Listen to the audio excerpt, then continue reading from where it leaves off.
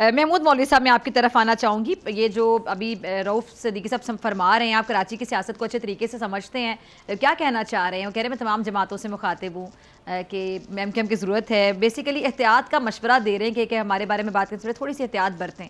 कैसे समझ रहे हैं पूरी सूरत हाल को?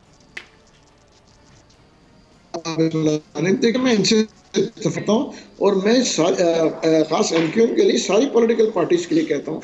आप देखें ना, पीपल्स पार्टी और PMLN एक दूसरे को क्या कहते थे, उसके बाद 18 माह बैठ के हुकूमत की।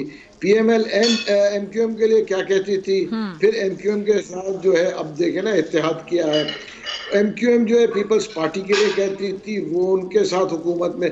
देखिए, बदकिस्मती ये है कि ये सारी पार्टीज, ये कोई एक MQM की या पीपल्स पार्टी की बात नहीं है, सब एक दूसरे को इलेक्शन के दौर में ये बोलते हैं, फिर निकल जाते हैं और फिर साथ बैठते हैं। बदकिस्मती ये है कि इसमें जो पिसती है अवाम पिसती है और नीचे के वर्कर पिसते हैं। लीडर्स के जो स्टेटमेंट्स होते हैं उसके बाद लीडर्स बैठ भी जाते हैं, साथ खाना भी खाते हैं, साथ गपशप भी चलती है।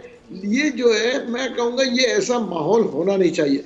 बदकिस्मती ये मैं कहूँगा कि देखें, ये जब इलेक्शन का टाइम आता है ये ऐसे होता है जैसे सुल्तान राय और मुस्तफ़ा कुरैशी के जो पुराने पिक्चर्स अगर आपको तो याद हो, तो वो वाली स्टाइल होना नहीं चाहिए। हम रियलिटी को फेस करें। इस वक्त मुल्क के हालात क्या है, अवाम किस मसले में फंसी हुई है, हम मसाइल की बात कोई भी नहीं कर रहा है। हम बैठे, हर आदमी जो है तनकीद बराए तनकीद कर रहा है, तनकीद बराए इस्लाह करे। और जहां तक हम बात कर रहे हैं, देखें ये बनेगी एक मखलूत हुकूमत और उसके बहुत सारी पॉलिसीज जो है, ये मैं वाजे कर दूं, जो है जो मेजर बड़ी बड़ी पॉलिसीज है वो एस्टेब्लिशमेंट जो है वो बना के देगी। उसकी वजह ये कि आज जो है कुछ चीज़ों के ऊपर आपने देखे ना, बिजनेसमैन के लिए जो कमेटी बनाई गई है वो जो है GSU में बनाई गई है ताकि जो है उनको स्टेबिलिटी मिले और उनको कॉन्फिडेंस आए।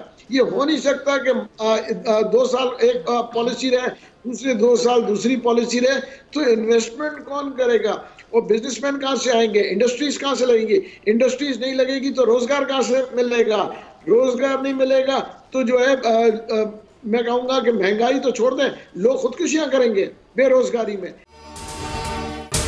अगर आपको ये वीडियो पसंद आई तो सब्सक्राइब करें और बेल आइकन पर क्लिक करें। सब्सक्राइब करें और बेल दबाएं ताकि कोई खबर रह न जाए।